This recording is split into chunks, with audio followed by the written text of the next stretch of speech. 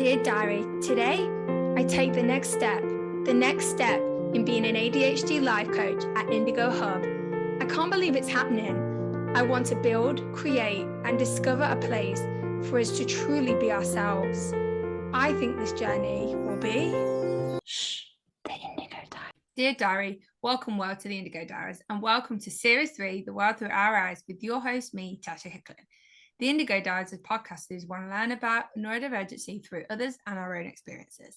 And really excited to be back, and we're back with a new guest today. So we've been having quite a few new guests over the last few episodes, and it really makes me happy because what I love about guests is it's not only great guests to bring on the podcast, but also great guests for me to learn and also for me to learn from. I already have my notebook ready to make notes, as I always do, and that's no different today. So welcome, Lisa.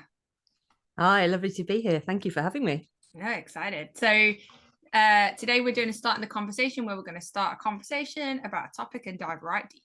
So Lisa is a chartered accountant with a corporate finance and HR background.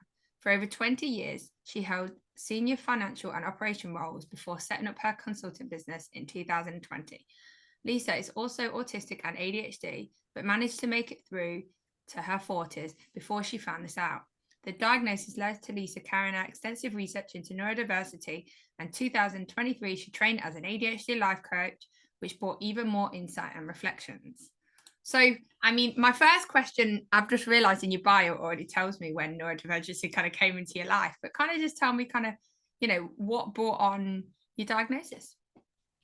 Yeah, sure. I think as is common with quite a lot of women my age, it was when our son was diagnosed, and he was diagnosed when he was about age 6 with autism and ADHD. And because he was 6 and the ADHD diagnosis is quite questionnaire based, it's quite family history, asking lots of questions about how you see the world, how you behave. A 6-year-old can't really answer that. So the parent gets to do that. So I was sat there going through the big questionnaire.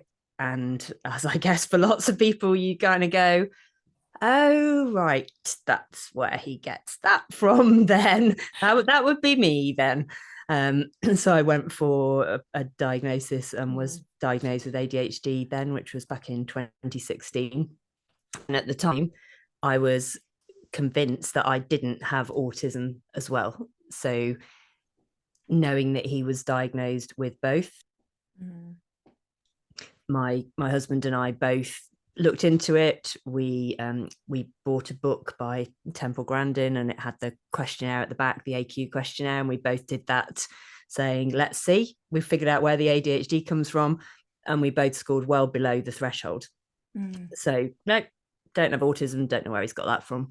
And it was only a few years later, when he was kind of 10, 11, so starting to behave more as a small person rather than a child, that my husband recognized some of the ways he was then seeing the world, reminded him of someone, and stood in the kitchen one day and said to me, I've been noticing these things, and I just wondered if maybe you might think you might have autism as well. And I could see him like heading for the back door, almost like tin hat on, thinking, I'm closer to the door than she is. I can escape if she's not very happy about the way this conversation's going. And I think at the time, I answered truthfully. He said, have you ever thought that? I said, well, no, not really, because we both did that questionnaire, and we were so therefore I'd absolutely thought I didn't have autism as well. But I started to look into it a bit more because he'd said it, and I got a book, an autobiography by a lady who was diagnosed in her 40s as well, so similar background to me. And just within the first chapter of the book, I was in tears when I just recognised tiny things that she was describing.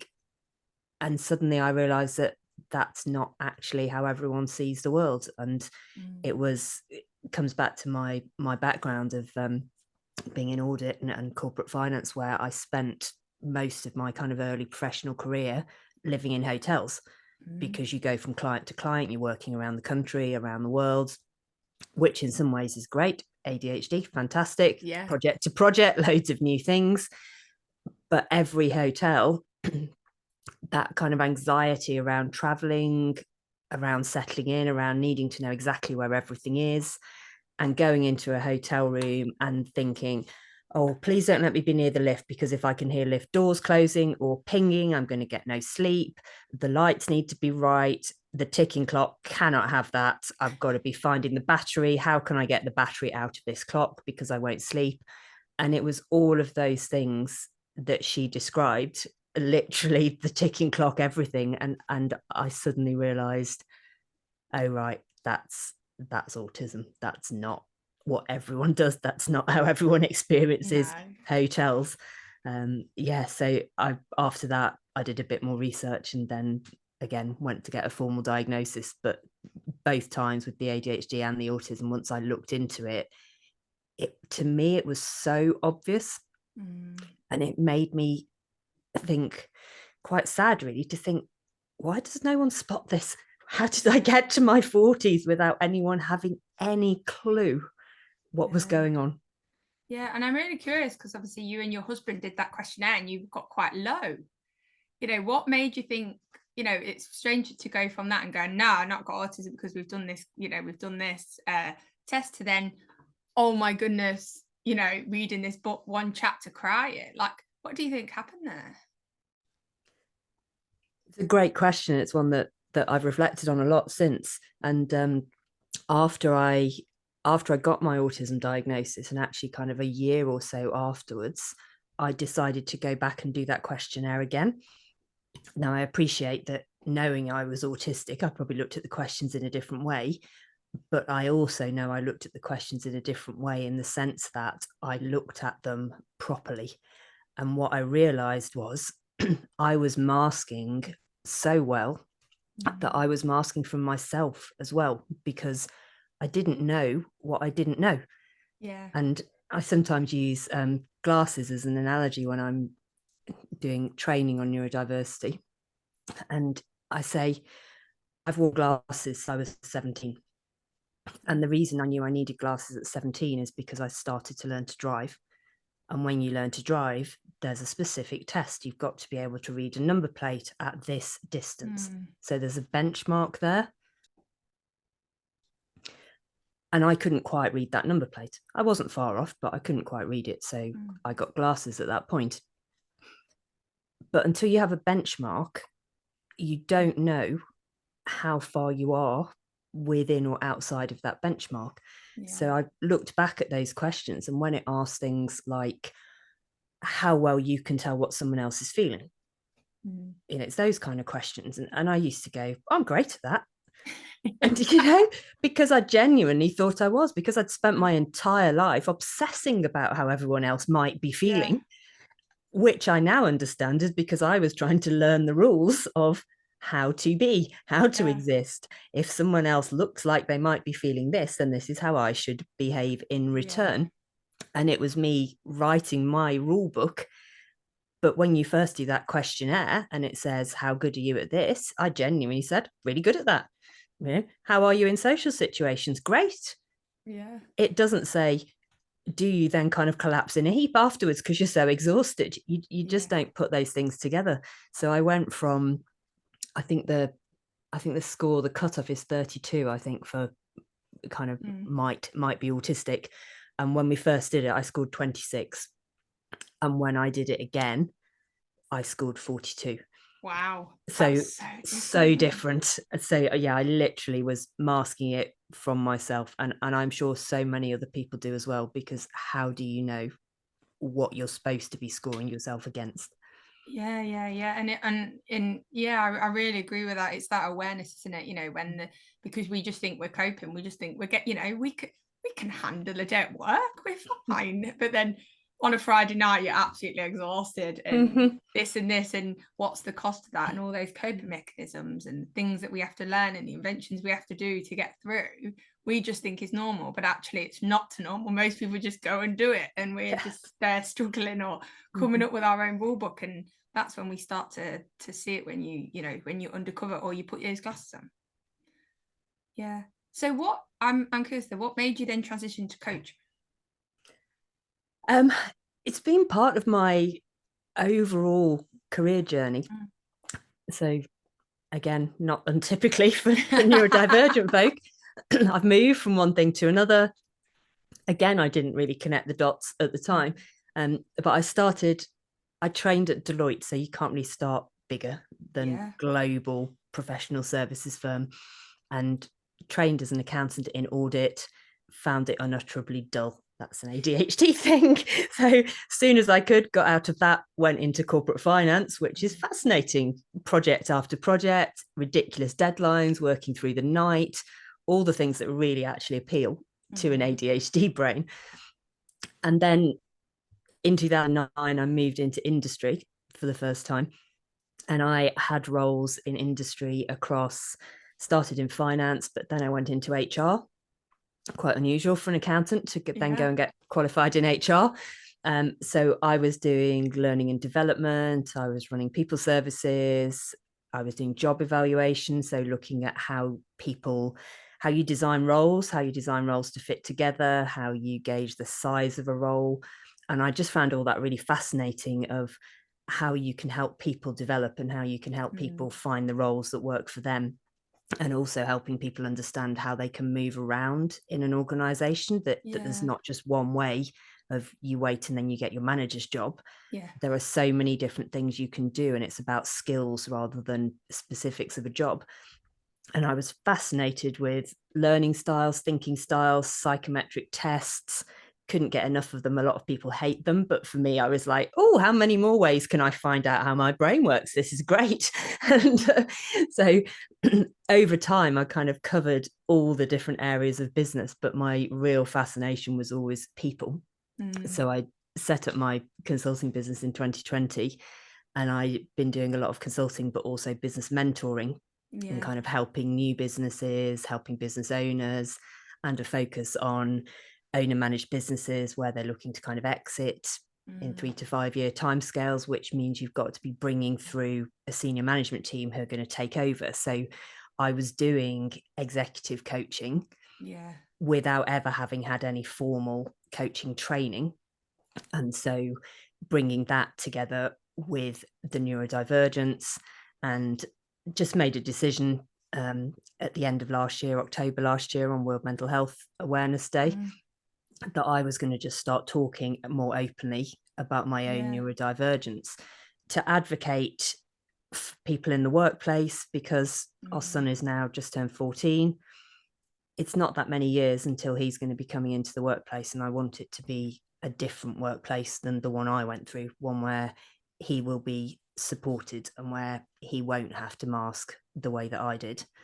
And so it kind of made sense from there to train as a coach, but to train as an ADHD coach specifically, so that I can support myself, support him, support other people. And so many entrepreneurs who I was working with already are neurodivergent. It lends itself, the creativity, the fact that very many people can't actually cope in that corporate environment and therefore set up their own businesses. So I was already working with quite a few neurodivergent entrepreneurs. So it all came together, and feels like it's that final piece that gives me all those skills I need. Like the final jigsaw piece, just to kind of go, right, I already know the picture, but it's just that last piece in the middle, boom, I can see it now, kind of where I need to be. So that kind of, I suppose that was quite a nice pivot, not meaning to be a pivot, into workplace and advocacy, because obviously that's why one of the reasons why you came, well, you're just a fascinating person anyway, but I think one of the reasons it is workplace, because I've been in the workplace, but I don't really know much about that. I'm more education and school. So when I get to speak to people about workplace, I find it quite interesting. To be honest, it's quite the same as schools, but I find it quite interesting. So what sort of things do you find neurodivergents find really hard in the workplace? Different things for different people. For me, and I think for many people from speaking to them, it's kind of like the admin side of roles. So coming from a professional services background, where you've got client work and you've got admin, and the client work is fascinating and as I said, project to project, there's always something new and you're always delivering for someone else. And for me, that's a real key value of mine, is doing things for other people and helping other people, but to the detriment of doing things for myself, because they're in that kind of boring, unnecessary, no one else benefits from it, so almost why bother? Yeah. So I always struggled with the admin side of things, and things like keeping timesheets, which back in the day when I started was a very manual process, because I'm getting a bit old these days. Whereas now I use a fantastic app now that helps me track my client time, and you think, yeah, if we'd had those back then, I might not have hated it so much. So it's that side of things. And for a lot of people with ADHD who I speak to, they really struggle in meetings. So where there are long meetings, they really struggle to focus. For me personally, that's not something that I have such an issue with. And I don't know whether that's because of the autism as well, that if I'm focused in a meeting, and what I tend to do is make absolutely copious notes, and I always have done. And I don't know if that's because I didn't trust my memory, or if that was effectively a coping strategy, that by writing detailed notes the whole time, it keeps me focused on the meeting. So for me, I'm not too bad. And I guess perhaps that comes from a background where I've always had to have long meetings, so I had to get used to that. But I know for a lot of people, the meetings, particularly where there's that kind of culture of having a meeting for the sake of having a meeting, we're having a weekly meeting and we're all going to sit here for an hour, even if we're ultimately talking about absolutely nothing, that can be pretty tricky for ADHD brains who are just, this is boring, and why are we here, and I could be doing something else more interesting. And actually in the workplace, rather than finding ways to help ADHDers sit through an hour's meeting, just don't have the meeting. If everyone's bored and struggling to stay focused, then it's probably not a good meeting, to be honest. It's kind of sack the meeting or make the meeting half an hour, rather than saying, shall we get some fidget toys so the ADHDers can stay focused? It's like, why don't you listen to them and sit back and think, wow, why are people finding this meeting so intolerable? Yeah. I think sorry, just something you said there. I think that's what a lot of people do, is they just try and like keep the same system, but kind of just throw things at it, like, oh, you can have a rest. Is that the same at schools? You have a rest break, you have a fidget toy. But actually, if you made the lessons or the meetings more fun, more approachable, more interesting, more modalities, less time, it actually would, the person with ADHD needs that, but everybody else would also benefit. Everybody hates a boring meeting. Exactly. It's just other people are better at hiding it. Or I've got the more dopamine to actually be able to tolerate it a lot more. So they just throw kind of, fixes at it rather than trying to look at the system. So you got work and admin. Like what do you find kind of with the workplace? You said, talks about advocacy, right? You wish you'd had that when you were when you started work. What sort of advocacy do you think you would have needed? I think an openness to talk about it. And so whilst there is so much more awareness and understanding of neurodivergence these days, there is still a long way to go in workplaces. You have some businesses that have really got with it, and a lot of the kind of smaller, more entrepreneurial, more creative businesses are very good at supporting neurodivergent staff and at embracing neurodiversity as a whole. But that's because of the nature of the businesses. Whereas if you look at the more traditional businesses, the much bigger businesses, I think there is a really long way to go. And it's still seen as people wanting accommodation. So it's still seen as almost a burden on the organization, and, oh, what's it going to cost? And what I try to do when I'm speaking and training is, people say to me, like, when they invite me in to speak, and I'll say, okay, that's great, what's your budget for a speaker? Because something that's really important is that we don't all go and speak for free just to try and raise awareness, because that in itself is discounting the value that we bring. And when I say, okay, that's great, what's the budget? Quite often they'll say, oh, well, it sits within DEI and that's kind of an aside. It's not a fee earning area of the business. So it doesn't have the same kind of budget as for training as these professional areas. And I always say, okay, coming from a finance background as well, which is helpful when you're having these kind of conversations, this isn't about the budget you have for entertaining your staff by bringing in speakers. This is about the cost to the business of not investing in this. There are costs in every regard. There are costs of staff sickness, so people going off with nervous breakdowns. I think I had 4 over the course of my professional career, diagnosed with anxiety and depression each time, which I don't believe I had. I had undiagnosed ADHD. But that time, you know, I was in very well paid jobs and I was on full sick pay out of the organization for, on one occasion, a couple of months. That is a big cost to an organization. And then they have to cover the role. And then if staff leave, they have to cover the gap. They have to recruitment costs a fortune as well. It's all inefficiency for a business, as well as not getting the benefits that neurodivergent staff can bring. So it's about saying, if you support the challenges, if you create the environment that works, and as you said, Natasha, if it works for everyone. It's not actually creating this weird environment that everyone else will hate. It's an environment that works for everyone. And then you get the strengths, you get the benefit of the amazing strengths that neurodivergent people can bring.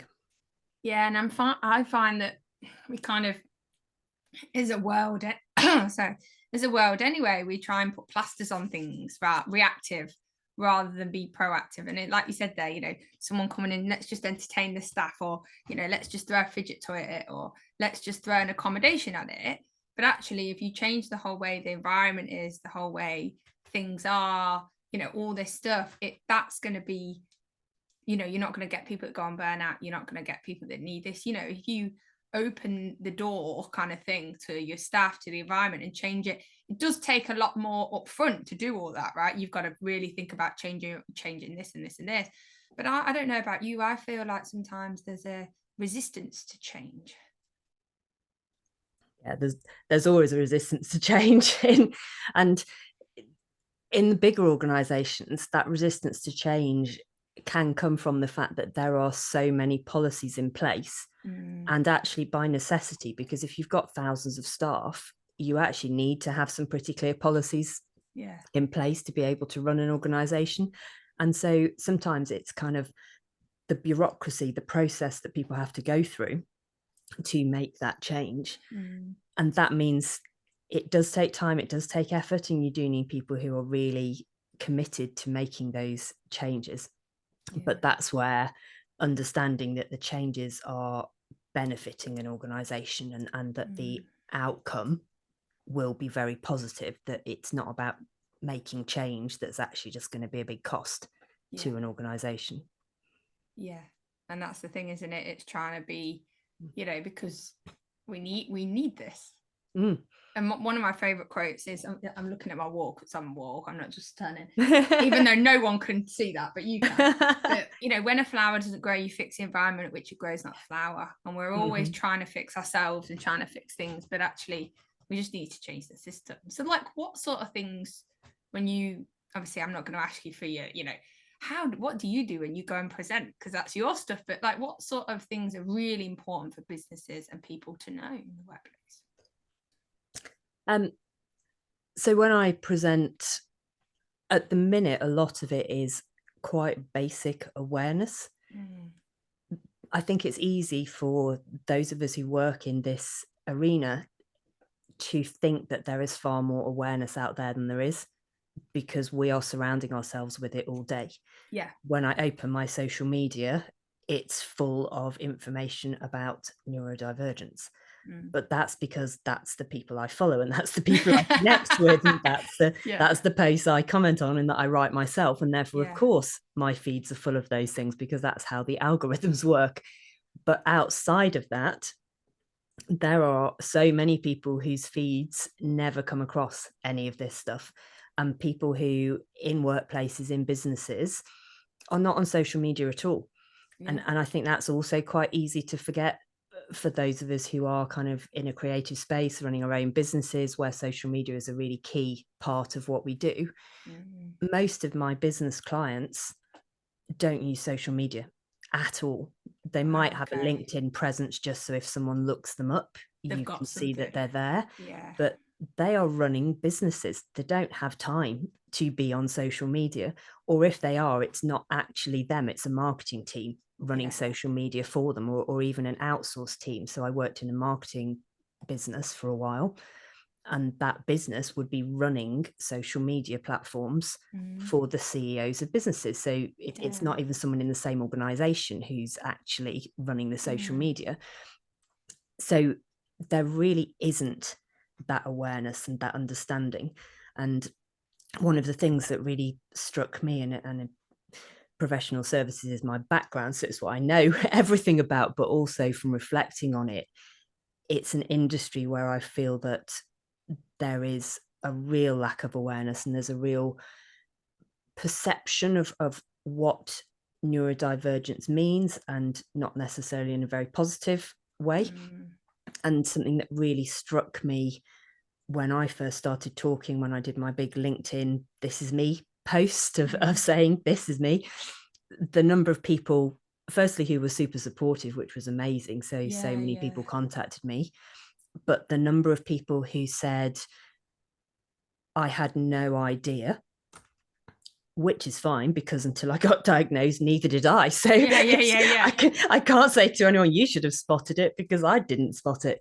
But a couple of people who said, surely you can't have ADHD because you've got such an amazing attention to detail. So I did corporate finance. My job title was due diligence director. I did due diligence on businesses. I was looking at every aspect of the detail, reviewing finances, reviewing financial projections. And because of autism, my data and analytical processing skills are off the chart. And because of ADHD, I have that hyper focus, particularly in projects where you've got the deadlines, where you've got this is really important to something. From that dopamine perspective, that is fantastic. So things that neurodivergence actually gives to me as strengths, and I don't use the word superpower, I find that entirely unhelpful compared with the debilitating daily struggles that we all go through to bring the strengths to the table. So I used to use the word, and then I realized it was really, really unhelpful. But I have those strengths, and businesses have really benefited from those strengths that I have brought to those roles. And I struggled with the challenges, and they couldn't have helped me at the time because I didn't know about it. So I couldn't have asked for help. It wasn't like they were deliberately not helping me. It simply wasn't a thing. But it really hit home to me of that perception, particularly with ADHD. I think when I say I'm autistic, people, because I'm highly qualified, I don't have learning problems where some people do. So I do appreciate that autism has helped me as well as hindered me. I think because of that, when I say I'm autistic, people look at me and think, oh, of course she's great at maths and she's good at this, and they see that almost as kind of a strength. Whereas when I say ADHD, just the wording, the language still springs to mind of, oh right, you can't pay attention to anything then. And you think, no, I can sometimes. Sometimes I can't, because I'm just all over the place. If, like doing admin, I cannot pay attention to admin because it's just boring. So I will be off on all kinds of things. But when I am in that hyper focus mode, when I'm doing those things, that is a massive strength in the kind of roles that I had.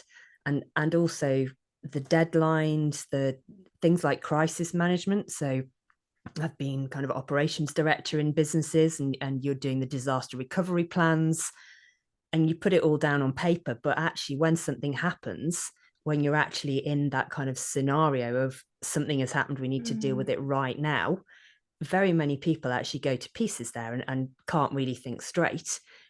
But actually, ADHD is a fantastic in a crisis, because again, massive dopamine rush, and where everyone else is all over the place, we can actually get really super focused and be like, right, I'm in charge. This needs to happen. Fantastic. I can see absolutely clearly what needs to happen and when. You do this, you go there. Yeah.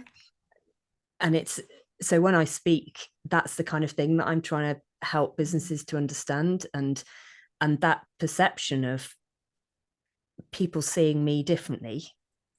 And suddenly it was quite scary coming out on LinkedIn. And if I'd still been in the workplace, I question whether I would have had the courage to do it. Because I'm running my own business, I can ultimately say what I want to, and I can choose who I work with. And I've made that decision that if potential clients have an issue with my neurodivergence, then they're not the right clients for me anyway. And there was so many things you said there. The crisis, I always say to people, if there's an emergency, call me. If there's something boring, don't call me. If there's an emergency, call me. But I think that's the thing. And I loved when you said superpowers. I cheered because I really, really can't stand. Like, I understand that people do it and people say it, but it does take away from the hardships. I just went to it. But because ADHD and being autistic is such a paradox, you know, in some ways we're so good at it, some ways we're not. I think that's why a lot of what I'm finding, a lot of people can't understand, because they're like, well, how can you be this, but because they don't understand the brain part of it, they just see the behavior and that's it. And I think that it's funny because we're talking about workplace, but already I'm thinking about teachers at schools. But like, I did training last week, and I think the awareness is more key than any strategy or any accommodation, because if you don't have that awareness, you're not going to allow anything, are you? You're not going to allow people to be themselves. And if you have the awareness, then you get something from it, because you, as a business, you get your neurodivergent members of staff to work at their best. And it's interesting that you say that, because I've been doing some work with an international schools partnership recently, and they were actually creating a video box set called Hacking Neurodiversity that I was filmed for at the start of the year. And it's about students, teachers, parents, professionals talking about their own neurodivergence and talking about how to understand it, learn about it, love it, live with it. And one of the things that really struck me was the partnerships director there, who kind of was behind the videos. He's autistic himself, his son is autistic, and he was talking about his role in teaching, and that he had stopped being a face-to-face teacher and gone into the partnerships role because of that admin side of things, and because he sounds like he was an absolutely amazing science teacher and would be there building robots and making the lessons so interactive, because that was what appealed to his brain and his thinking style. But something that really struck me was he was saying that when he had to mark homework and mark essays, the only way that he could keep focused on it was to read them backwards from the bottom. And it really jumped out at me. And that struggle of being amazing and being able to deliver really exciting lessons that really engage the kids, but then not having that support for how to get through that admin. And that ultimately led to him moving into a still within and still doing amazing things and raising the awareness. But that really, really struck me of like, wow, you are literally reading things backwards to be able to pay attention, finding that strategy for yourself. Yeah, but the problem is after a while, well, that resonates with me. That's why I came out teaching. But it resonates with me a lot, because that's when a lot of people can, after a while, if you don't come up with that hack, or can get very bummed down in the marking and in the admin and in the side of it that doesn't work. And then when you get bummed down in that and you start to get burnt out because you're using more effort in that, then that light, that fire, that thing that you're good at, of why you're at that job, goes. Yeah.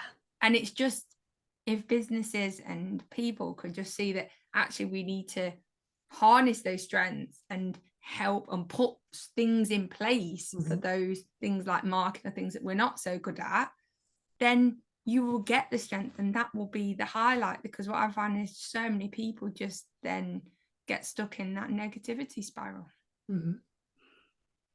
I think in businesses in general, there's this perception of what a role is, and what you should be able to do within a role.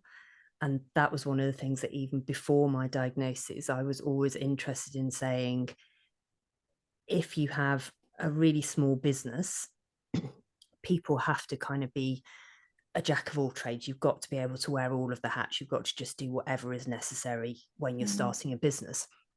And then as a business grows and you recruit more staff, it's quite easy for businesses to think, okay, this is what we've got, and this is the staff, and these are the roles that they're doing. And then we're going to bring in 2 more people, so we'll create these new roles. And then you carry on doing that, and you end up with people who are still trying to do all kinds of things, even though a business has grown.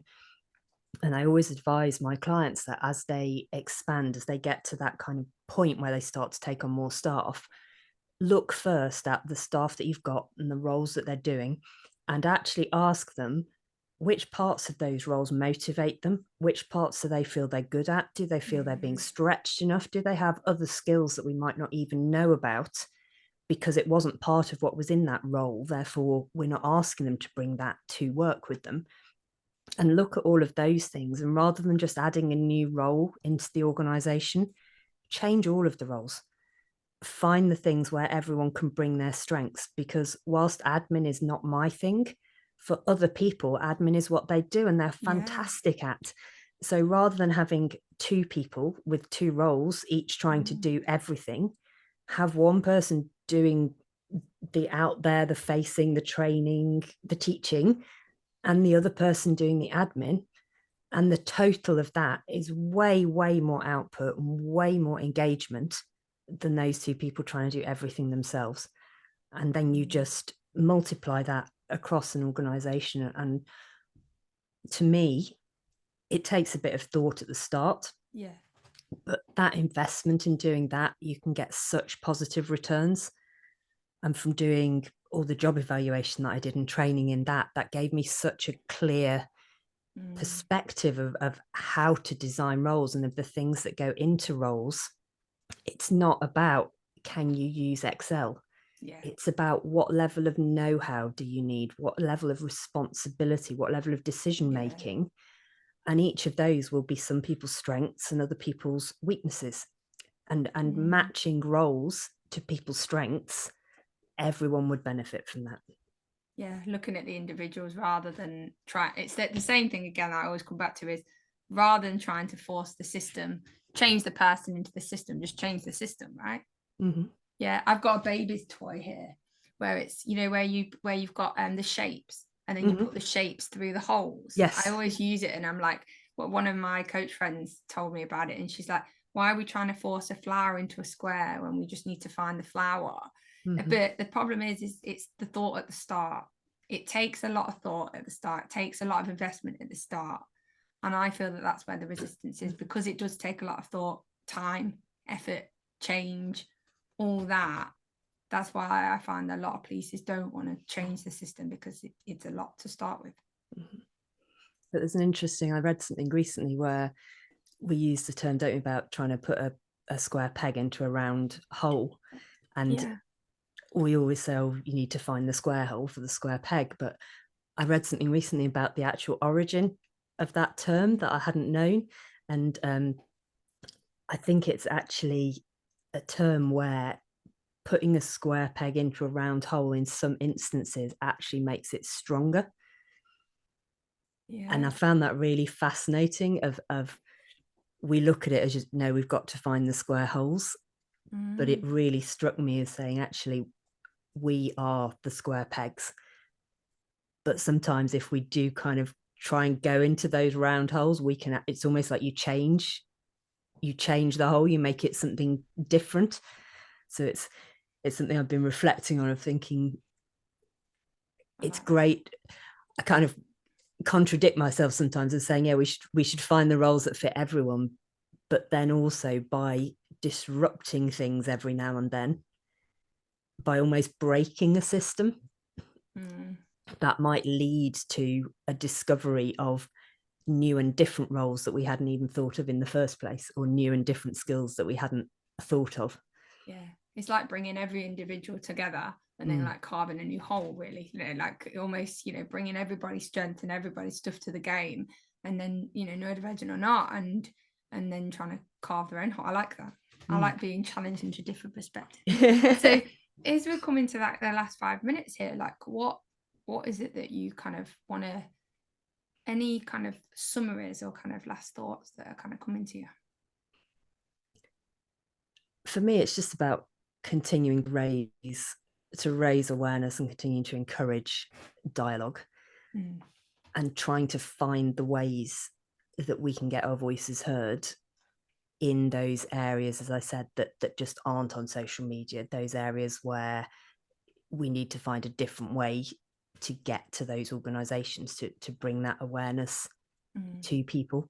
And I think the more people do just talk about it, the more we do social media, because ultimately, whilst some people aren't on it, there will be someone who will then go into a workplace and mention something, and it's just finding those little ins to start the conversations.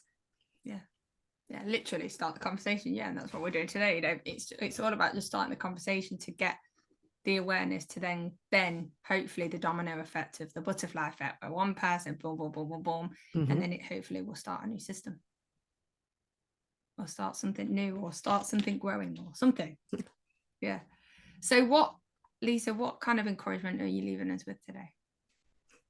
So I've got two things. One is some of my own words, but another one is a quote that I really, really like from Harvey Bloom, who's an American journalist, who said that neurodiversity may be every bit as crucial for the human race as biodiversity is for life in general. Who can say what form of wiring will be best at any given time? And I really love that, of thinking, who do we need in the room at any time? We never know. And my own kind of little words that I put in quite a lot of the training that I do is explaining neurodiversity and neurodivergence, that each of us is unique. Together, we're neurodiverse. Some of us are neurodivergent, but we all want to belong. And through understanding, embracing, and empowering neurodiversity, you can just be you and I'll just be me, and we'll all belong. Wow, that's amazing. Oh, wow. I really like that. I mean, I like both, but I really like your words. Oh, thank you. But that's a really nice way to see it. Yeah, we are all neurodiverse, but some of us are neurodivergent, and yeah, and it is. It's about you as being us, then other people being them, and then figuring that out together. Yeah. Thank you so much, Lisa. I have wrote lots of notes again. It's been a pleasure. It's absolutely flown by. Yeah, I know. It always does. It always does. Well, that means we've obviously been having a good time. So I'll take that. But really appreciate it. So where can listeners find you? You can find me, my main platform is LinkedIn. So it's Lisa Kerr, or you can find me at ADHDbrain.coach. That's on LinkedIn, Instagram, or Facebook. And my website is www.adhdbrain.coach. Nice. And it's funny because when I always found that I know my website over and over again, but when people ask me, I have to really think about it, like, wait a minute, what is it? Yeah. So all that will be below as well. So don't worry, you don't need to forget with an iPad, just have a look in the information below. But thank you so much, Lisa. I've really, really enjoyed this, as always. Thank you. Me too. Thanks, Natasha. So in 2 weeks, we won't be dropping a new one because this will be the new year, but we will be dropping a new one very soon, very shortly. either from series 1 or series 3. If you're interested in coming on as a guest, or you have questions, or you want the world to hear your story in series 1, then please reach out through our social media avenues and email. Come learn, listen, and experience through not my eyes, but our eyes. Why not? Have a great week. And like we've said here, just be you. We're all unique, and we've just got to keep doing that. And we're out. Dear Diary, as Indigo Hub's process goes on, it makes me stop and wonder, could there be more for us? More light, more experience, and more ways to see the world through our own eyes. I think this journey